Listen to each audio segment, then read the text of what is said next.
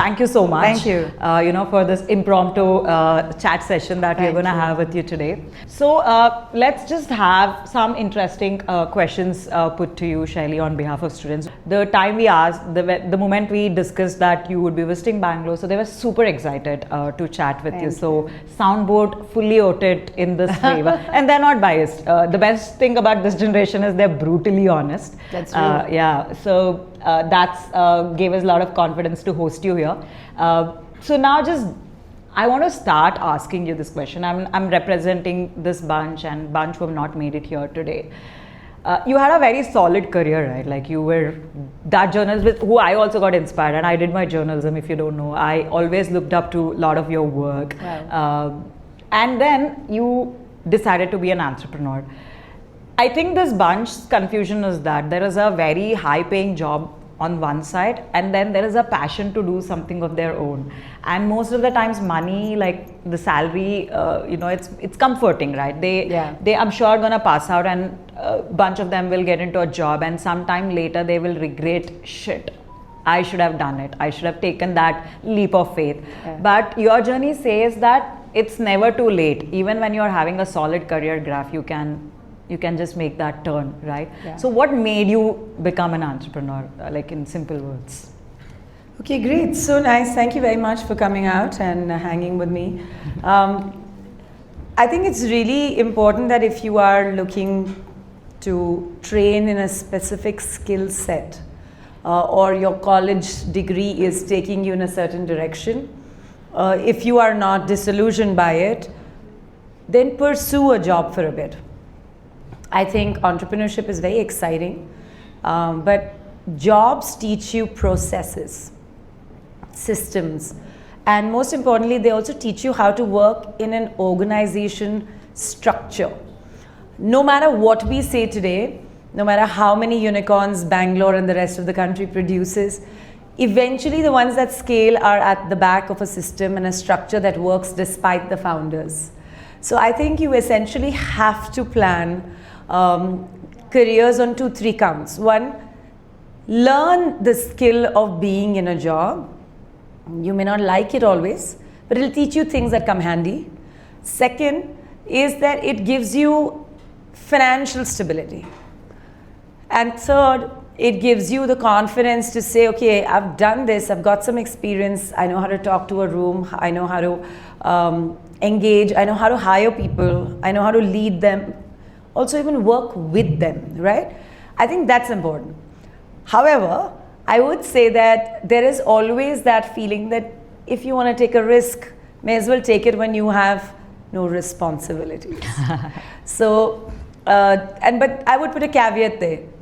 If you have a pipeline of money, either that's coming through an investor or family, then it's easier to take that risk. But eventually, what will pay your bills is what decides what you choose. So I think don't ever forget that there will always be bills to pay. So be prudent about that decision.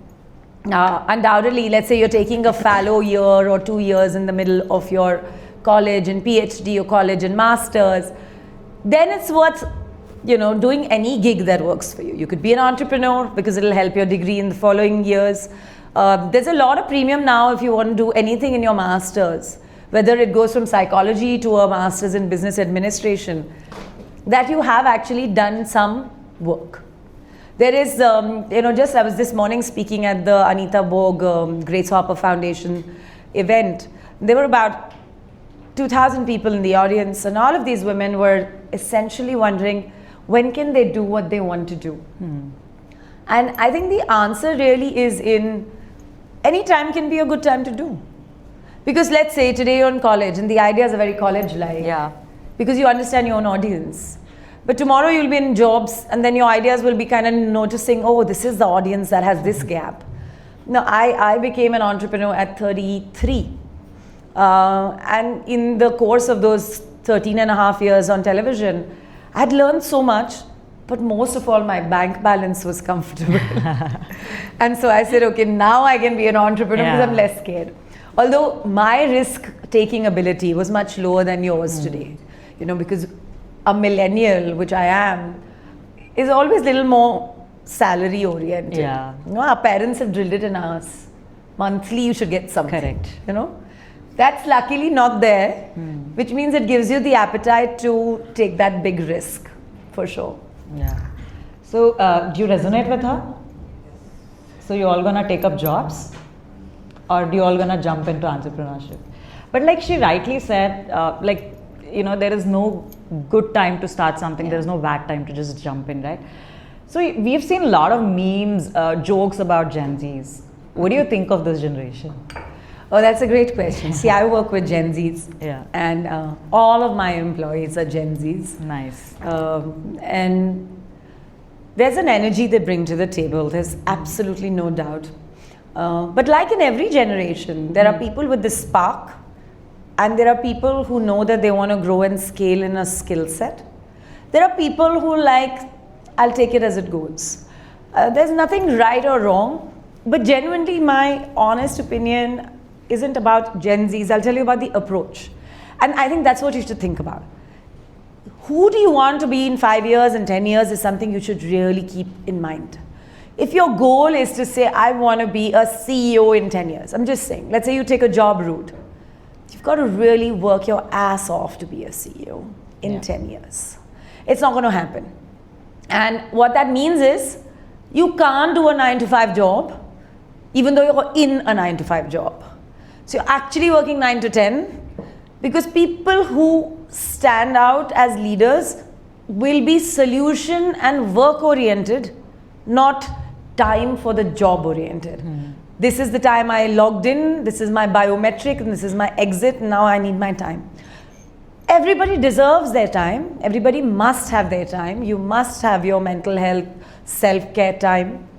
But one of the things is that we're all humans, and we are inspired by those who don't let anything come between themselves and their goals. So you've got to answer that for yourself. I can keep saying that, you know, we were one of the first platforms in India to launch a mental health paid package to all our employees. Wow. We were also the organization, the only organization in the world of digital media and broadcast media that I know, which did not sack people during COVID. We didn't give out hikes, but we didn't cut salaries. So one thing that I've realized is that people appreciate good working conditions, and they don't have to mean that I have a table for you to chill and do your dance, or a bed for you to sleep in the middle of the afternoon, or a guitar for you to play when you want. I'm a real believer you go to work. Yeah. You go to the music room for music.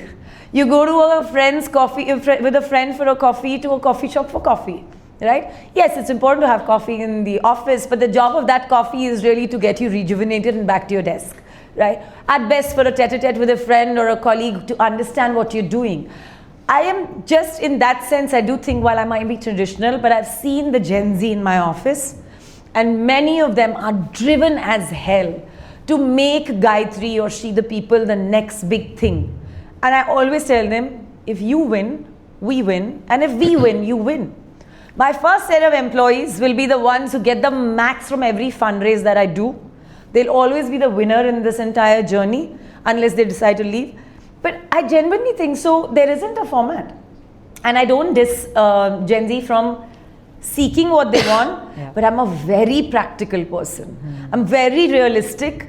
Very important to make money. To make money, you have to show in a country of 1.5 billion that you're better than the next 10 behind you. Okay, hand has to be raised. People will pull you down. It's a tough country to work in. Why do many Indians thrive overseas? They have talent, but you also have that same talent. But the pool that they're competing with is less. They can shine more, besides the fact that Indians are hustlers everywhere. Yeah. So I'm not endorsing the hustle culture, but I'm honestly saying, if you escape from it, it's sometimes hard to shine. Nice. So taking cue from that, you know, a lot of, especially I am also a millennial. So for us, an American dream was sold so much, right? Yeah. It was like the thing in the family. If someone has made it, it's like you're the red carpet person kind. Yeah. But with this generation, somewhere, because maybe it's because of the internet, the world has become a little more open about these things. They know more. I mean, there are set class of people who still like techies. They end up landing in one of these overseas jobs. But the over glorification of the tech jobs has led somewhere the real intelligent management oriented kids. For example, you built a media company, right? Like a media community. Why do you have any suggestions for these kids to see not only tech as one of those unicorn ideas, but there are multiple other businesses like the healthcare that you've been part of? How do we help them see the larger picture beyond the tech is something? I think it's a great question. And I would hazard a guess, even though I'm sitting in Bangalore as a non-tech person, to answer this question. First, I want to know how many of you are training in tech? Are you all learning coding, or whether it's your main thing or your side learning? I don't know. Raise hands. Don't be hesitant. You're from tech back. And if you are doing tech, do you want to basically land up at an existing tech place, or you're doing tech because you want to use it as entrepreneurship? Is it like an enabler for you, or is it like, this is my end goal, I want to be a tech person, right? I think those are the questions you ask yourself. I'll be very honest, when I'm not doing anything, in between my days and my moments of free time, I'm actually voraciously reading about all these tech entrepreneurs. Always on my table is a book on AI and what is happening, and how do these guys from Sam Altman to to the founder of NVIDIA, which is the current book I'm reading, Thinking Machine, how did they think? What did they think? And the reason I keep reading this is because I've always felt these damn guys got so damn lucky, but they really didn't. I mean, this guy is 70 now, the founder of NVIDIA, and he's talking about how he actually finally started seeing his business come to life after 40 years. He almost got off the listed companies list in like twice, right? Because the market cap just crashed. And he went with a begging bowl, which is permanently what any founder thinks of themselves. You always got a bowl and you're always begging. Right? So it's just genuinely, the story of a lot of people around us hasn't really been just about tech. It's been about creating things that can be useful. Now, to give you an example, the gaming world is fully based on all the excitement these microchips and nanochips and whatever other number of chips based on Moore's law bring. But all of these things are eventually for what? For the gaming experience, right? So think about things from the back end and the front end. Don't always think about things from the path to tech. And especially so because tech is an enabler. We're all talking AI. I'm very amused because like 15 years ago, Gmail also was using AI. We just didn't know it. We didn't hear the word. It wasn't a hashtag in our dictionary. Today, these are hashtags. So much so this morning, the entire conversation was about emotions and AI, And I'm thinking, one of the most important things is, as people embrace automation, they will die for something that's less tech. They want real world touch. They want familiarity. They want charm. What is vintage to me is 40 years ago. What's vintage to your generation is 5 years old stuff. Right? Why? Because it makes you feel connected. Because you're all the time, I don't know, I mean, people are having relationships with AI right now. Which is, I suppose, a way to have them, but at some point you're going to say, how do I have coffee with that bottle? I mean, how do I have coffee with that bottle, right? It's good to be self-absorbed for a bit, but when your neck starts hurting and you start stooping, you're like, oh, I really need to meet somebody who keeps me straight. Genuinely think of solutions that are worldwide and practical. Nursery companies? Are bloody funded? Yes. What? Yeah. Is nursery a new business? But why is it funded today? Because somebody is basically making gardening charming. Yeah. Wake up in the morning, zoom into the little corner of the money plant and that little flower, and suddenly the fields on Instagram, Yes. right? And everyone's ordering potting soil. My mother said, what does that even mean? Yeah. Because we've had Mali Bhaiya come with 3 packets and mix it up in the garden at the back, looking completely unsexy with his, clothes rounded up. And now you're like, I want some potting soil, So what I'm saying is, please don't forget, the world's wanting real stuff. Yeah. Whether you use the AI route or not, eventually make people happy. Yeah. Whatever your startup. Great. So please, whenever we have these encounters with students, the first thing that they ask is, we want to do what you're doing, but we don't know tech. We're like, I'm also a non-tech founder. Even Apur was a non-tech founder. So somebody taught me, if you don't know how to do it, figure out who will do it for you. But I have to tell you, so 2 years ago when I was starting Gytree, Gytree is a women's health tech platform. I added tech only when I was raising money, okay? I said, let's just call it health tech. Because, most of them are like, health, it's just been around for too long. They don't get it. Yeah. I'm telling you honestly. So 2 years ago, they said, you need a CTO. So I came to Bangalore looking for the CTO. And I spoke to so many people, and amazing guts CTOs have. Give me 50% of your company, I'll come. I said, how much money are you bringing? I'm coming myself, I'm the CTO. I was like, wow. I have a very common sense hat. And also, I really think money is precious. I'm like, buddy, I'm not giving 1% of my company, somebody's not putting money in it. Yeah. And on the way back to the airport was a huge hoarding which said CTO. Actually, it was CT 0000000, which is just telling you how much money CTOs asked for. And it was such a damn good ad. I was like, this is what I'm feeling right now. Because tech. Yeah. But 2 years later, there's a collapse in that conversation. Yes. How many people are gunning for CTOs? Very few. Very few. Only the relevant industries.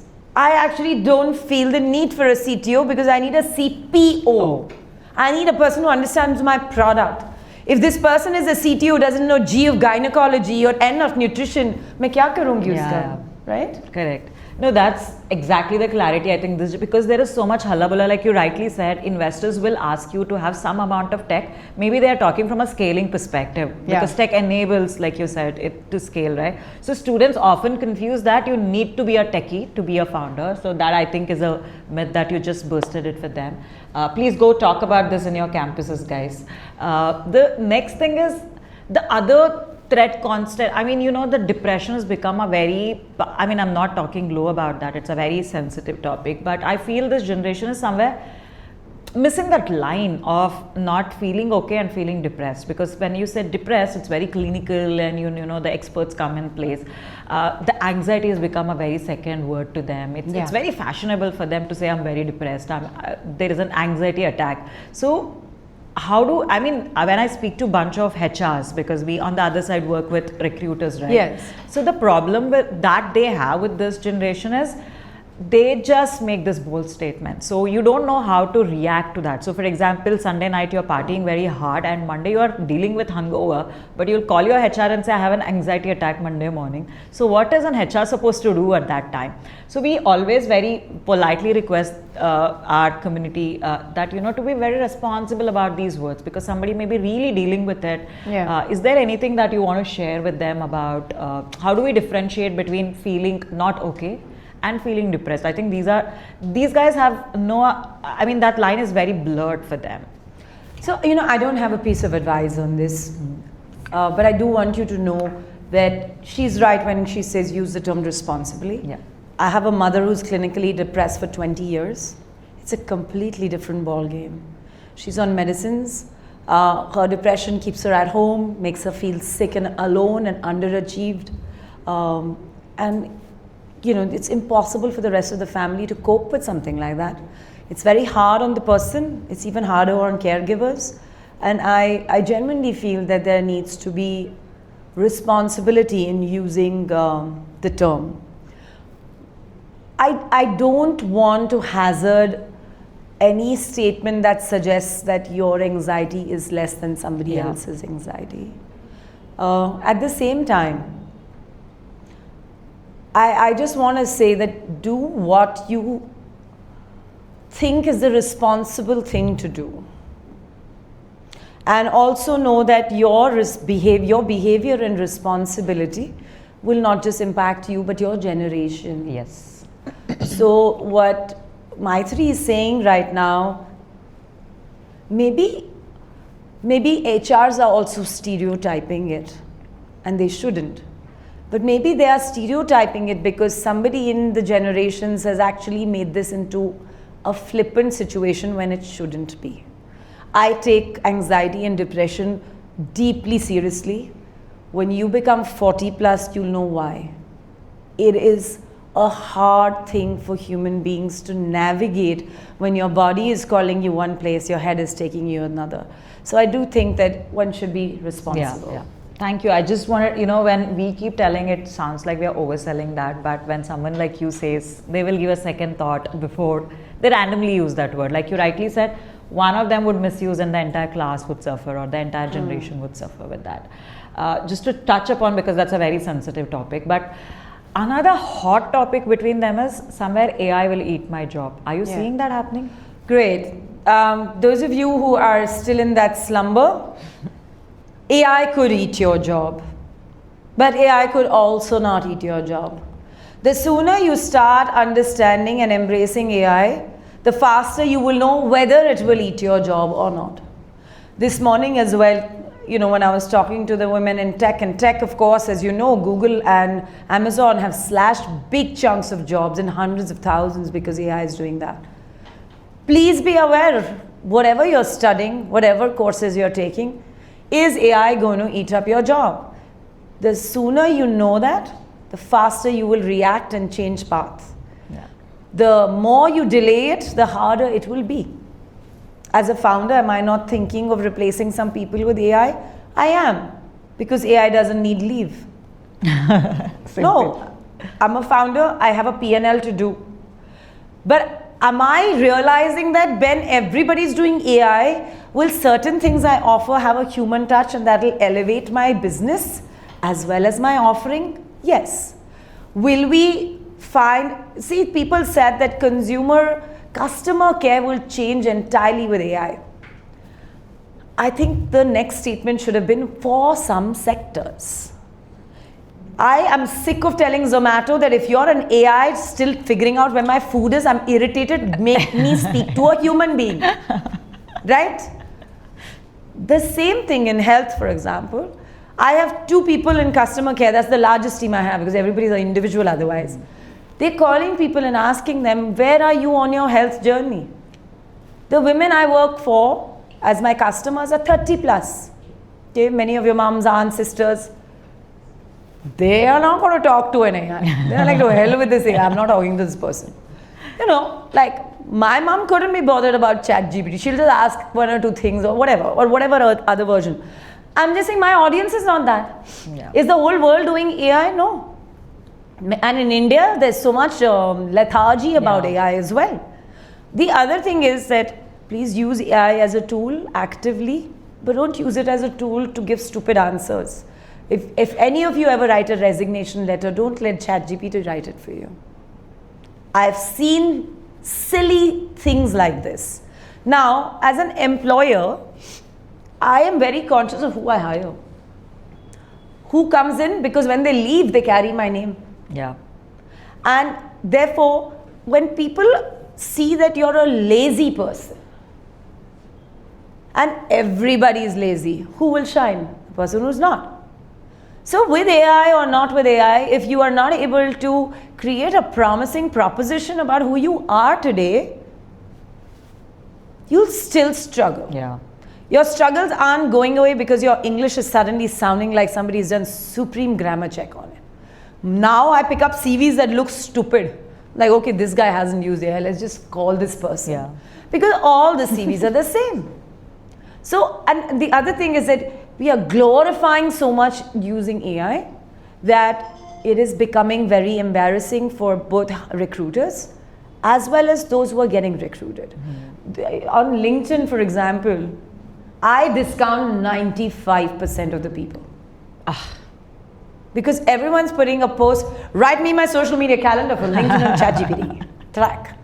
From one-line comments, there are paragraph of comments. Yeah. Everybody's giving a lecture with a case study because everybody went and inputted, give me a case study. I want to talk about how AI is changing emotions of Gen Z. No one's reading, buddy. No one. Okay. Thank you. It's just that they need to understand where their intelligence is far better than AI's intelligence and start using that. Yes. Shall we come to the last part of it? So you I hope decided, these guys will get to ask me questions. Of course they will. Yeah. So the last part is from the Ideabaaz set, right? How, like, why did you decide to become an investor, and how did Ideabaaz change things for you, and why did you invest in Timbuckdo? Just a bit of a marketing for us for the last. No, I think as a founder of She the People and Gytree, I think the first reason why I said yes to Ideabaaz is because it's so aligned with my mission to take everything around women and business to the world. Ideabaaz gave me that opportunity. I think it was very important for my work, which is digital first, and the community, which is 6 million plus, to say, how do I do more for these women? How do I spotlight them more? Yeah. And imagine here, for years there were other kind of startup pitch competitions that have existed. Not one made an effort to focus on bringing somebody who actually works with women. Yeah. Right? And how you go beyond just looking at everything somebody does only on valuation, profitability. Those are important. They are not all encompassing. So I'm very proud that Ideabaaz team reached out and I said yes. Nice. I'm also very excited by the startups at Ideabaaz, including Timbuckdo, which is why I'm here, by the way, because I genuinely feel there is a need for all of us to make side money. Yes. I did that throughout college. I didn't have a Timbuckdo. Yeah. I worked from the day I joined college. I didn't, unfortunately, enjoy college that much as I should have by hanging at the canteen. But I was desperate to make money and go ahead with certain things in my career. I did economics honors, but I really wanted to become a journalist. Nice. So I did side gigs with companies that were doing content, with the newspapers. I wrote for the Times of India, the Pioneer, etc. And kind of became completely financially independent in the first quarter of my college. Whoa, that's... So it was a huge thing for me, right? My dad had to just pay for my tuition fee, and after that I said, you'd have to pay for nothing. Nice. But one thing that they did for me, which I think today the metro is for you, my dad got me a bike back in 1998. And I always say those two wheels were my two wings. Nice. I traveled around the city doing gigs and going to companies and writing, okay, 4 hours with you twice in a week, Nice. 3 hours with you 2 times here. Nice. And it really helped me figure out how a website is made on this good old software called Dreamweaver, which is dead now. Oh. Or something that told us how do travel agencies work, or how do you set up an art exhibition, yet have tech at the play. So I had a lot of learning doing that. Amazing. I didn't know that you were a gig worker yourself. Now that... My first summer job was in class 10. Oh. I sold in a store in Delhi, cleaning sprays. Nice. I had zero embarrassment. My father was just not embarrassed either. A lot of people say, who sold cleaning sprays? Why didn't you work in an AI company? I was like, buddy, cleaning your table well with a nice foreign looking spray was the it thing then. How amazing. It was amazing. Yeah. I mean, that's what we tell. I'm sure, I'm sure for whatever you are now, a lot of it goes to those experiences where you 100%. navigated yourself through. Right? So first entire year as founder of Gytree, customer care officer. Nice. And customer care, so sexy on the company side, so horrible when the consumers are screaming at you. Yeah. This is what I learned at that spraying company. People were like, itna mehenga spray to clean the kitchen? Yeah. What will my Didi in the kitchen do? She can do it, right? Yeah. With the regular vim. But when you hear this kind of stuff, when you're in class 10 at 15 or 18 or 21, you learn to take rejection so well. Yeah. You're like, okay, tell me what's the problem. Price, I'll write it down. Tell me what's the... And then I worked for 3 months for Amex in their back office. Nice. Doing these new cards. What a blast it is to learn new business. Absolutely, right? absolutely. Thank you so much for, championing the whole gig side of things. I'm sure, you're the right, thank you for investing, and now we have the right fit of investors Yes. To promote Timbuckdo. So we'll leave the floor open. I'm sure there are a bunch of questions that you guys want to ask Shaili. She's here to answer. So who wants to go first? More than that, I'd like you to continue the story that you were just telling us about the Amex. Could you read there in the back? Okay, great. So I'll tell you, I did about 10 different gigs. My first job I told you was class 10, sold sprays. My second job was class 11. So essentially every summer vacation, I would do this. It was also a great escape from learning how to make chapatis. Good job. So I learned it through, class 10, post-board, 3 months of holidays. After 1 month of making chapatis, they were somewhat round. My mother was very traditional. I was like, okay, now can I go into a summer job? So anyway, that took me out of the house. The second one was really fascinating because I could really speak well right from my childhood. And that really helps when you sell. Because people are so impressed by what you're saying, they forget that you are selling, they listen to your words, So it's a bit like a magician's job when you have to sell. And all salespeople are magicians, by the way. Till today, the sales guy is God in all orgs. Then I had to sell, something like a Tanjore painting, which was sold by an art gallery. By the way, this is not selling in an air-conditioned room, okay? Yeah. This is selling on happy, busy streets and markets in Delhi. The third thing, I joined an entity, I keep meeting those folks even now, called Candid Marketing. And those guys, they used to only do promotions and activations, which meant again back on the road, right? Then we used to sell this Amex thing. In the back office, we essentially, outside we used to sell a charge card to new potential customers. Imagine a card being sold on the street. Yeah. Now they call you with a bouquet of flowers and then they, convert you at a bar or something. But conversions were happening on like cinema going moments, etc. And then you come back and then you go through the credit history, etc. Everything was non-tech, by the way, papers. So it was a lot to learn on how, terms and conditions are written, what disclaimers are, things like that. Then of course, even at, there was, of course, this is a great story, you should hear this. So I worked with the first wave of internet companies in the year 2000, 1999. And I joined a company in their basement. They were called Indicom Ventures. And the fascinating thing about them was they were building websites and managing all of this. So, And you were 18, if I am 19. Okay. I go meet this young couple who are apparently dating each other, and with this lower ground, they have like a gang of young people, and they're making Daler Mendy's website. Somebody knows Daler Mendy? Yeah, a singer. Okay, huge singer, okay?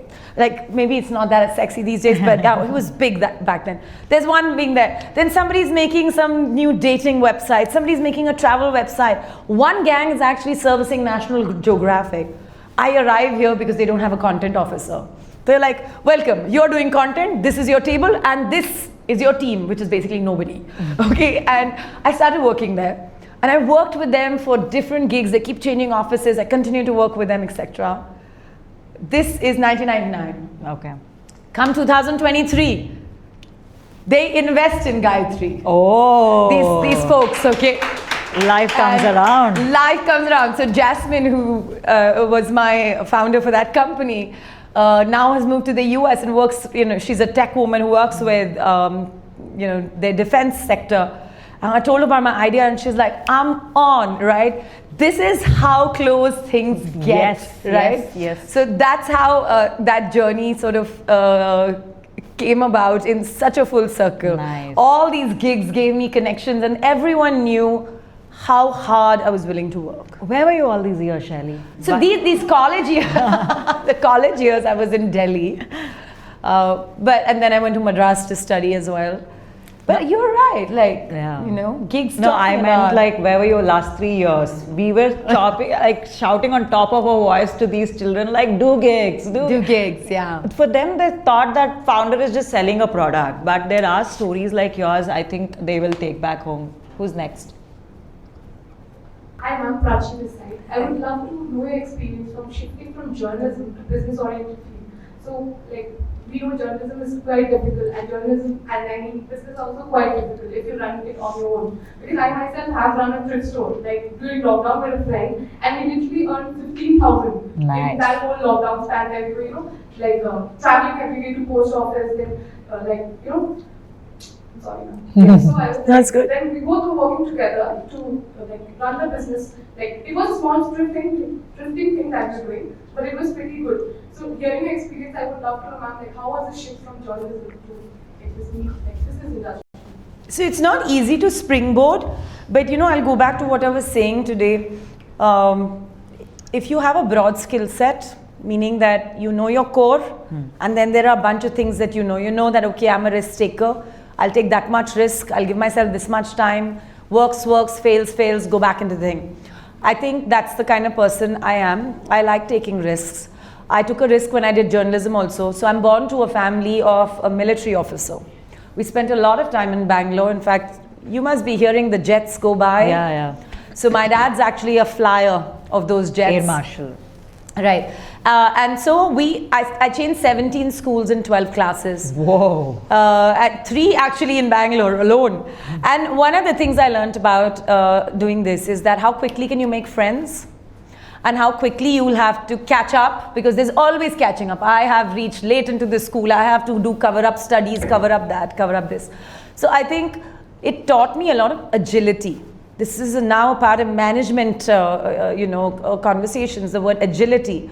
But it taught me agility to the extent that my dad got posted abroad, and I was only, what are you in class 11, 16. And my dad refused to leave me here in India. And he said, you come with me. I had to do science, and I'm not a science person. I wasn't back then. In the last semester of class 11, switched to commerce, ran back to India and finished my schooling in commerce. So I had to make up for 9 months of commerce learning in like 3 months and pass that exam. So I think one of those things is that you only know yourself. What are you capable of? How much willingness you have, and how much you will hustle? How full throttle are you willing to go last minute? If you know that, then taking risks is easier. I left my job only when I had enough money in the bank, but enough time ahead to say, if I actually keep staying here, I could retire, which I could have. By the way, I could have still been there. But I just didn't feel like it. It just felt like life had to be more than a salaried job at that point. And I also knew a white space. So journalism taught me that nobody's talking to women about women. They're only talking about so-and-so family's daughter taking over the business. That basically meant there were about 10 daughters in this country. Where were the rest of the women? Who are these girls? And I realized that sometimes when you just talk to some random person on the airport and they're like, I am flying because I need to actually figure out the next 2 apple orchards from Himachal to supply to the Bangalore something. Like you come to know people are doing real businesses. Yeah. Then you're like, who's telling their stories? So I think I was very clear about what I wanted to do. It was a bridge from journalism, but a huge question mark, how will this make money? You never know it till you're in it. You need to know somewhat. The rest of it is correction along the way. So I went and met Anand Mahindra, who is an industrialist. Yeah. He gave me on an empty idea, he gave me a check. Whoa. Said, try. Because I really like your idea and I think that there is scope for us to do that. 6 months later, I was able to earn that. I actually, for a minute, I never regret his presence. I regretted the amount of stake I might have given him. By the way, I only gave him 5%. Even then I was regretting. Okay? Why? Because I was like, 5 months later, I've made this money. That means there is a model, right? So I started out with content. Very quickly, I built a community and realized now this community says, create events. And therefore, that meant that I could sort of create a model. So soon enough, in the first year, we were profitable from day one. Because we started making money in the right way, for the right things, for the right audience, which was not having anything to do. right? So that's the thing about thinking about white spaces. Today I'm thinking about menopause. I don't even know if you guys hear the word, but Yeah, a lot of their mums surely would on the be. internet or your parents or somebody in your family or on, you know, you'll hear it. People are like, oh, whatever, menopause, something. I'm waiting for this moment in the sun to come, and it will. So that's just one of those things. It's not easy. Making money is not easy. I hate Excel to date. Same I here. hate making those functions, but there is common sense in making money. Yeah. And they teach you that on day one. Money earned minus money spent. If you know that formula, that's it. Yeah, so nicely put. Yeah. That's very, very important. Money empowers you to another level. Yes. Yeah. Janvi, you want to ask? Just pass the mic. Go ahead. I think you're audible. Hi, Nanu, this is Janvi. I actually have a couple of questions. So one is, She the People was founded in 2015 and currently 2022. It is like close to 2026 now. How differently you would have done things like today?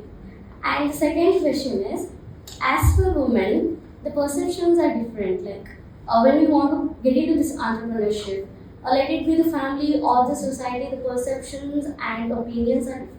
What mindset we girls should have so that we can look into the broad perspective? Yeah, great question. The answer to your first question lies in your second question. It is 2026. You are still wondering how can we have mindset shift. You are still wondering in economies, in families, in homes, how can women stand up and do more? I would do nothing differently about my journey since 2015 because even today, there are more CEOs in the world with the name John than there are total number of women CEOs. Let that sink in.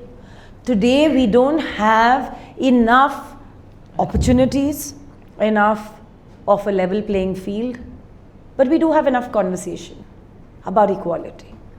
Does that mean is conversation the truth of the ground reality? No.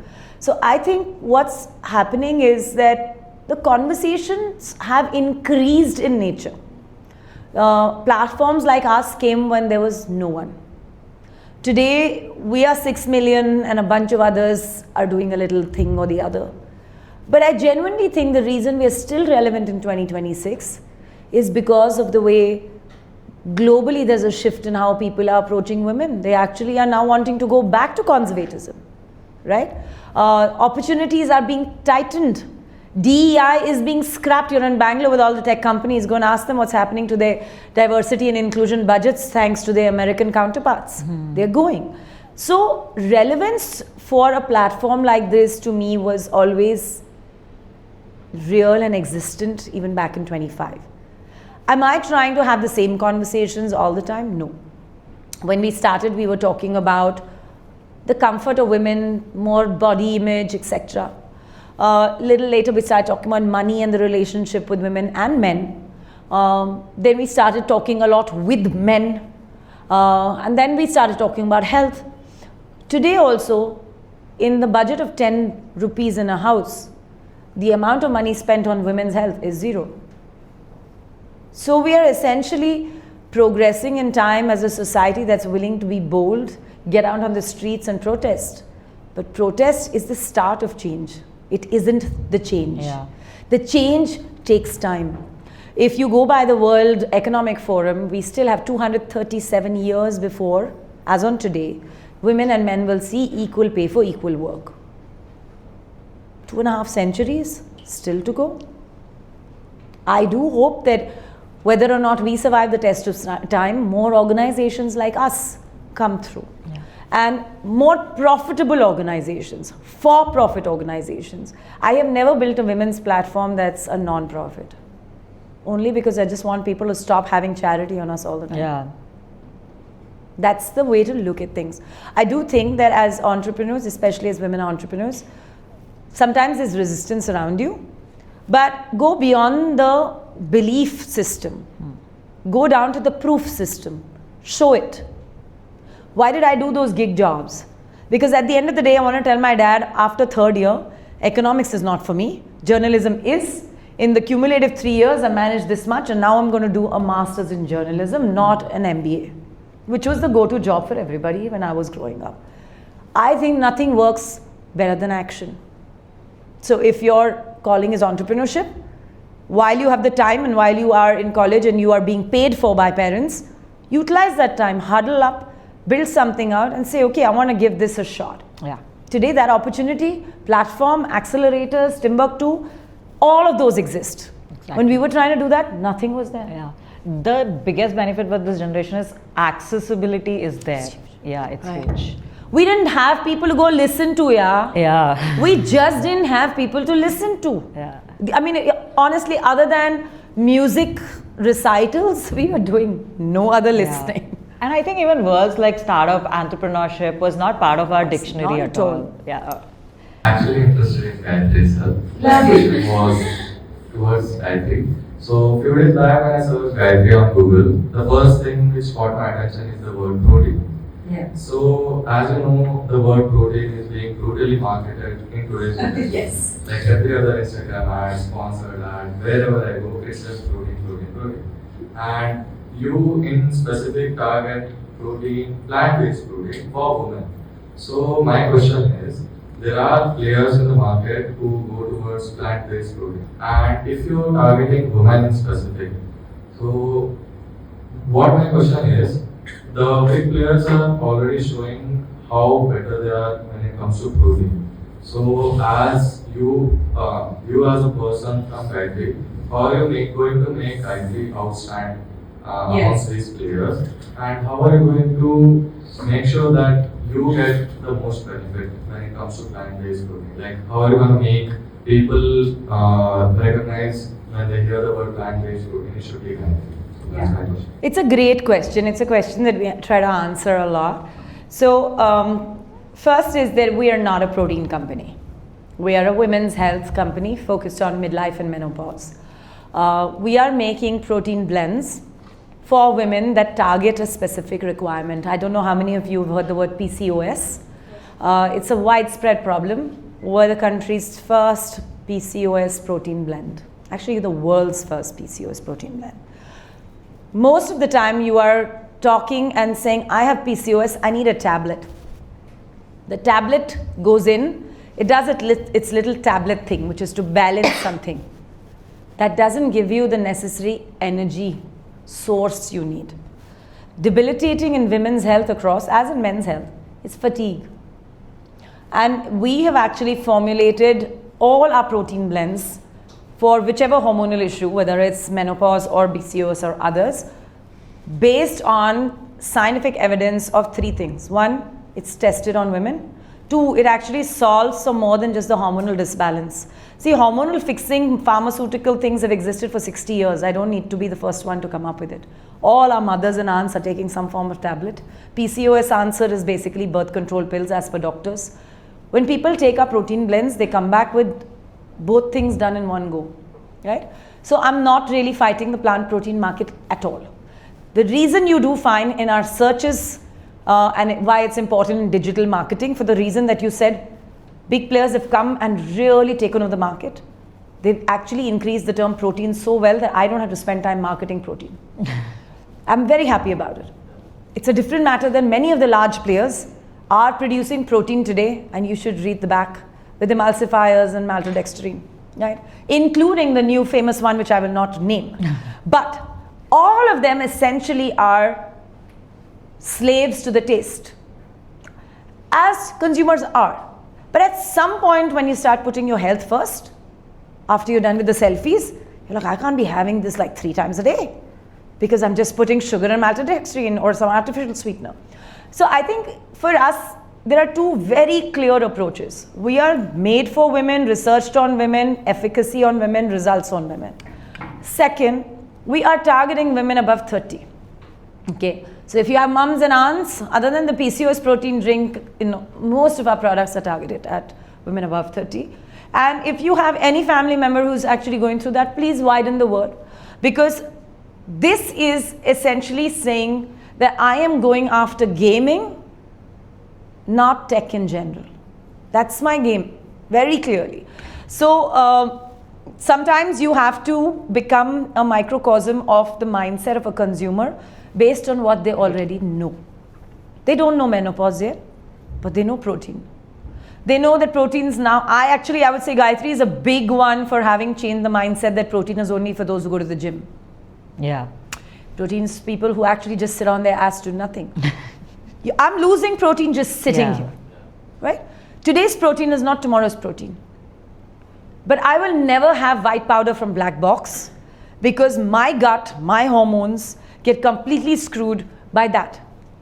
One, it's whey, and whey has a bad relationship with women hormones because it comes from hormonal sources.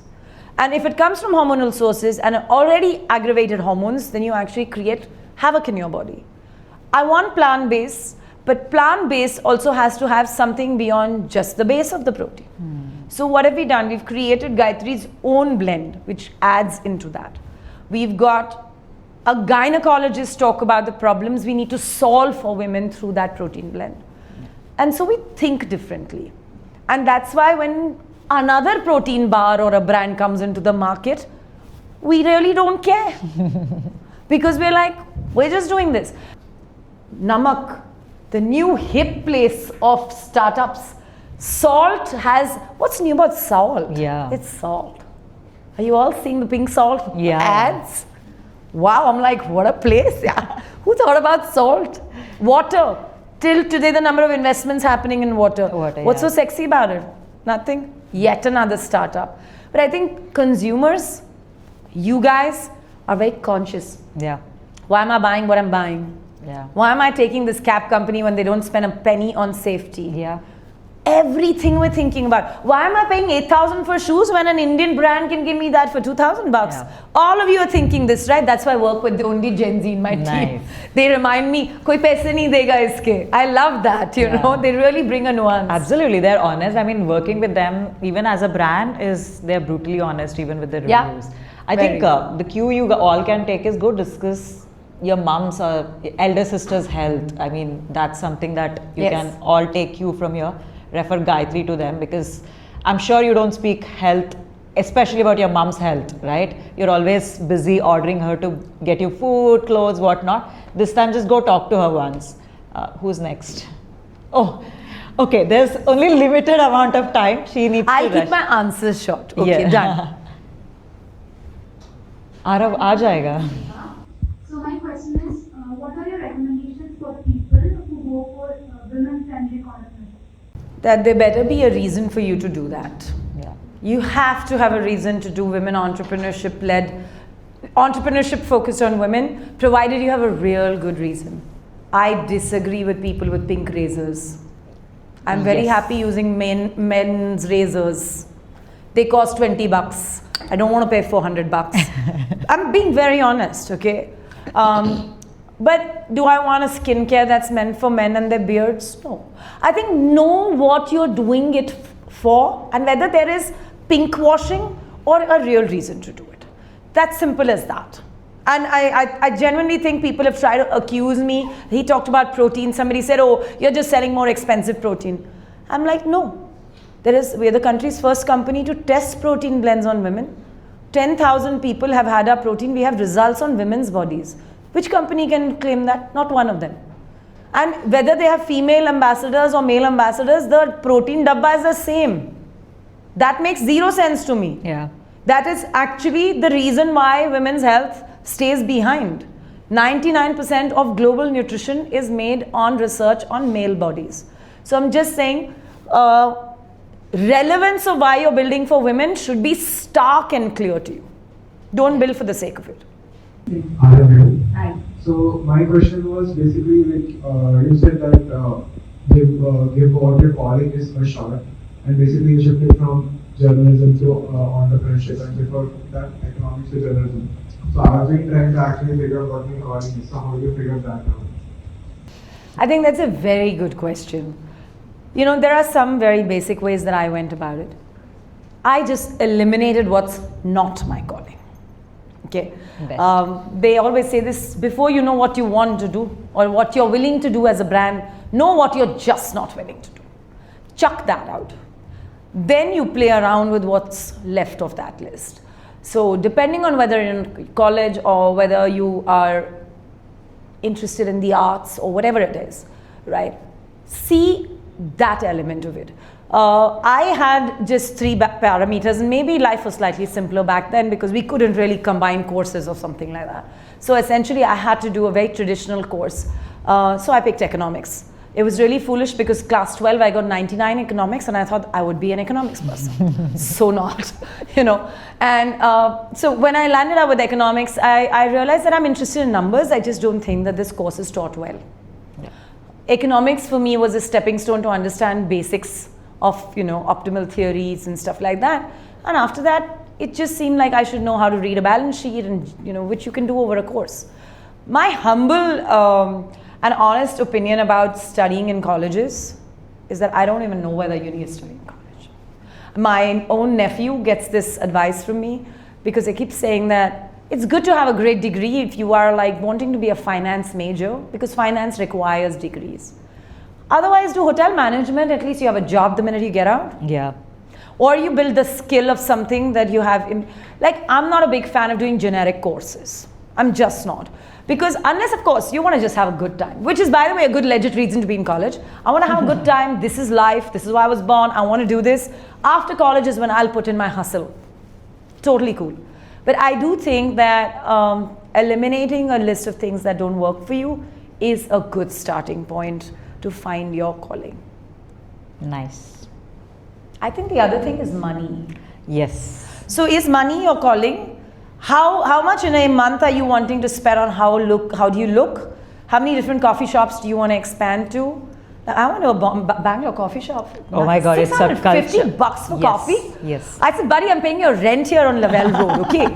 This isn't worth the coffee. $300, okay. Like, you know what I'm trying to say? Yeah. So you need to know what drives you. Absolutely. When they're just starting out, how to find good connections or network who's going to help us? How we find?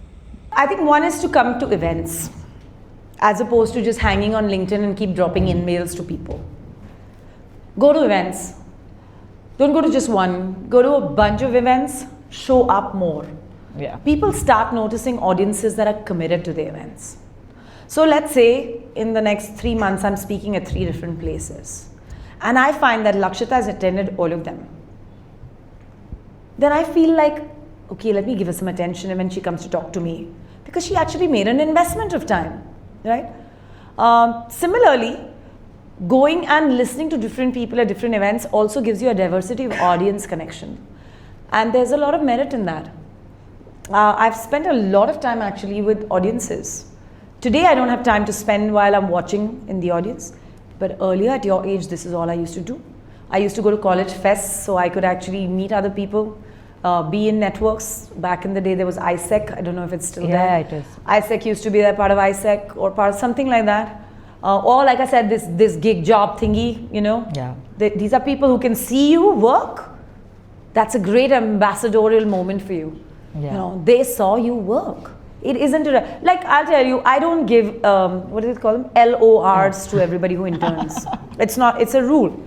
Because if everybody comes to my office and says they're going to get my LOR, I mean, I'm not going to give it. But in the rare occasion that I've given an LOR for somebody has been because they were in their MA and they were applying to Cornell and I gave them, or they joined Twitter in Canada, because I actually did see them grow. And I saw the absolute lethal enthusiasm with which they went after their job. I think it's very important. And internships today are rich and good, through very good structured ways. So you do get access, honestly. I would say show up for yourself. Absolutely. Just ask. I have Kritika here. As you already said, India's biggest media platform, women-led media platform. What made you, shift towards Gytree? What gap did you saw in the industry that made you shift towards Gytree? That's a great question, and my short answer to that is Shaili people is a very large community. You can sit down. Yeah. Shaili people is a very large community, and I actually during COVID asked this community, where is the gap? There were 2 answers. One is that I don't know how to manage money as a woman. The other is I know nothing about my body. So I actually spent with our entire team throughout COVID, we created videos on YouTube with real doctors. Doctors not of the creator style. Simple doctors, uncles and aunties who talked about women's bodies.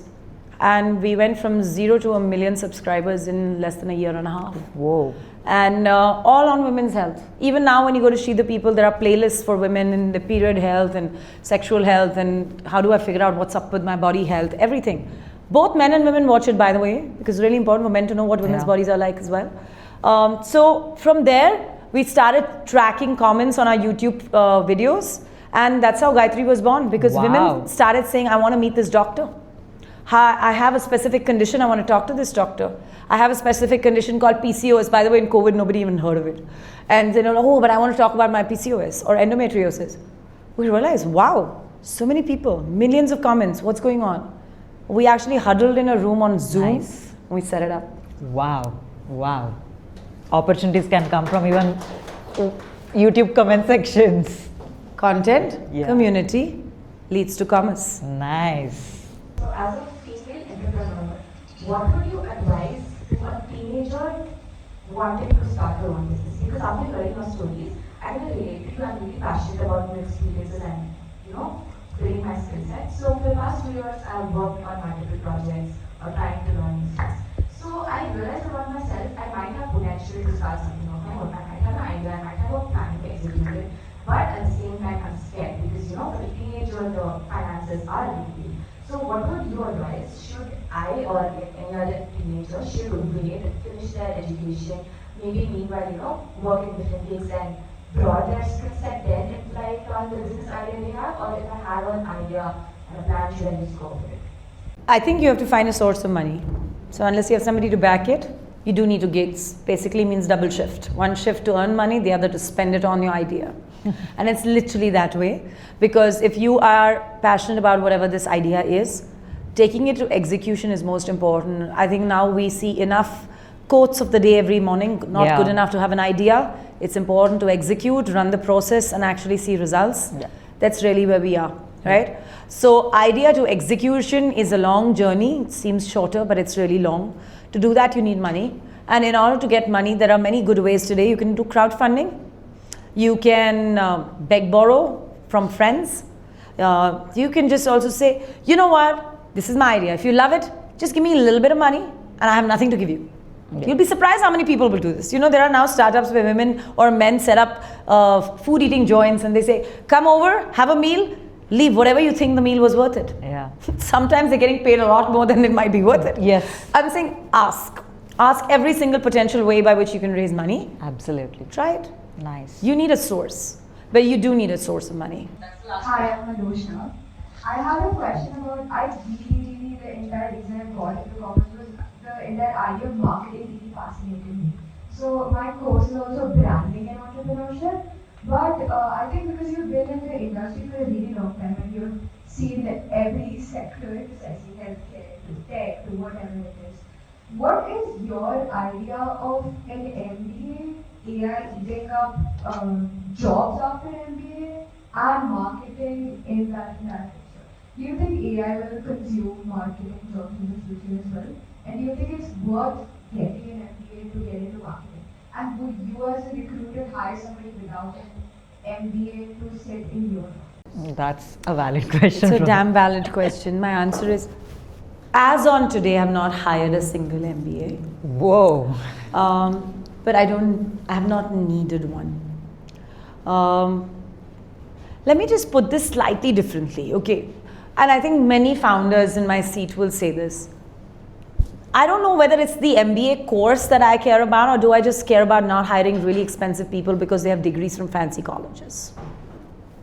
I am hiring people with an attitude, with a gumption, who say, boss, if one of you came up to me and said, I will just make sure that I work 24/7 with you on this, these are my 4 skill sets, please give me a job.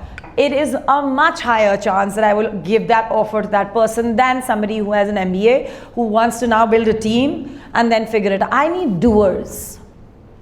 And I am increasingly finding this happen even in large corporates. Yeah. Because the job of mediocrity is well done by AI. Yes. The job of excellence is poorly offered by AI. So if you are able to show excellence in anything, you may not even need a degree. Now, I am not saying this because, I want to be careful about saying this simply because if you are in a campus where McKinsey comes recruiting, you're probably better off with an MBA. It's a different matter, you may not use it ever, but I'm just saying. So, it really depends on what's your calling. If you want to be a consultant, I think I've seen enough people who've done law and MBA and then become fab consultants. Don't ask me why they did law and MBA. Maybe it was just the right pedigree fields for the recruiter. But I just think that at least in the startup world, I am right now looking for a person who would lead my D2C growth, who's an ex-founder. Because I know the founder will say, karna hai kaise bhi. Not this path, can you give me this guidance? I just get very frustrated if I have to spend all my time teaching the employee what to do. Yeah. Or that this is your to-do list. I need people who will find the work and get it done. And genuinely, at some point, your confidence, your brilliance, your pedigree, your CV starts to just not matter. Yeah. Because many fancy people will lose jobs because people will get frustrated with their lofty, pretty CVs and their presence in the company, when people who are brass tacks and will get down to the job will become sexier for the company because they deliver. What is a company trying to do? Deliver the goods, create profit, create enough money and scale, and plow it back to its employees and consumers. Great. That's a simple enough ask. You ask your parents and grandparents, how did they hire? वो कोई MBA नहीं hire करते थे. They said, भैया काम करना है तो आ जाओ. Otherwise, this is not your place. Simple questions पूछते थे. And I'm just a fan of that simplicity. Yes. That's absolutely, the answer to, this bunch here is because they always think we are getting hired for the certificates. They are somewhere forgetting that they're hired for that attitude. But maybe it's a tech thing. So I don't know. Like I said, that if you are in a tech world where certification is very, very important, don't take my advice on that. Please go with your own industry. But yet, just know that this is only in early management. Leadership will not happen through these certificates. There it's your arms and legs have to come handy. I always feel we should make ourselves irreplaceable. If I'm leaving the company, my boss should feel like, what am I going to do? You should make that effort, but also know that you aren't. Yeah. Just saying, be realistic. Correct. Therefore, because that brings in the humbleness. I've seen people who be like, listen, I'm going. They think nothing will work. But then it works. It works. Right. So stay humble enough to stay in the system, confident enough to drive the system and want you. That's the way to do it. Absolutely put. That's very well put. Is there anyone, she's just got a hard stop at 3. We're almost 2 minutes away from 3. You want to take that question? Yeah, we'll take one question. Yeah. There's a last question this time. Hi ma'am, this is Burhan here, and I have a question. What are the things you look up when investing in a company, and what made you become an entrepreneur? So a lot of things that I look in investing in a company. One is that I do think that there has to be a path to scale in their market. I don't expect a clothing brand for children to become an overnight unicorn success. I'm realistic. They will be an important player in their market. I've been myself raising money, and I am most connected with people who are believers that you don't always have to create $1 billion business. People who are creating 1,000 crore businesses are also great businesses. Yeah. So I like that, which means I certainly look for gap in the market and scale. Second, I look for just repeatability. We all need new jewelry and all need new clothes and all need something that's differently presented to us. So there's a repeat cycle. Nice. There were clothing brands in the 80s and 90s, and now also they'll be there and then be there again.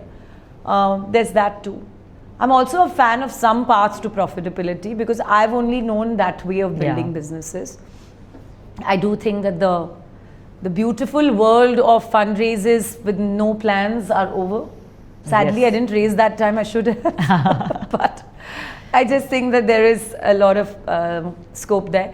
But I do want to say one thing, especially since you have me here. 95% of the brands in this country are built without community, without content. 95% of the brands' biggest spends are those. Yes. Never discount the power of what communities can do. Yeah. Never discount the fact that they can actually bring you serious business. Yeah. Yeah. That's important. Thank you for stating that, Shaili. Somewhere we also, because Timbuckdo is also Yeah, at the you end of guys the are a community store. Yes, building community of students, giving them power of earning and Yeah. then saving and a lot of other things, right? So we realize, we didn't started with content, Yeah. right? We thought let's begin the conversation and then build content. You're absolutely right. I mean, kudos to you for thinking it, at least a decade ago to build the community and then build businesses around it. It made a lot more sense because you don't have to then think about go-to-marketing strategy. How do I reach? How do I make my CAC, decrease every month? I mean, it's a whole lot of other pressure, but it's a great approach. Build community. I mean, they all have time now to build that community and then, figure out a product that is fit for their And community. build specific communities. Yeah. Don't Don't randomly build. Yeah, I mean, imagine if I knew that this was a community of AI gamers. I'm just saying, wow, suddenly you're like, this community actually has a vertical. Yeah. And then the conversation there, they are rich community, right? So I think always think carefully about what you're building Yeah. rather than generic He didn't numbers. ask the question, but I know he reached out to me some time back. He wants to build a community of travelers. Okay, and then I was telling, why don't you make a Tinder plus traveling? I can meet my partner while traveling. So there's so much. See, that's what we were Yeah, discussing. connect Build solo travels who want to go Yeah. out and travel. Yeah. Yeah, so building communities around travelers. And today, even travel has like multiple layers. Yeah. I mean, you can go into just diving travel. Yeah. There's such a big market for it. Thank you so much for doing this. I mean, I honestly didn't think I was nervous. Having the Shaili Chopra with us, I was like, what a pleasure. How will our students react to you? But thank you so much for being Thank with us you. and spending time. Big round of applause to her, guys. Thank you so much. Next time we want more time from you. We Yeah, will I'll come. make sure we invite specifically for She the People, Gytree. We'll keep doing this. Thank you guys for bunking the college and making it up here.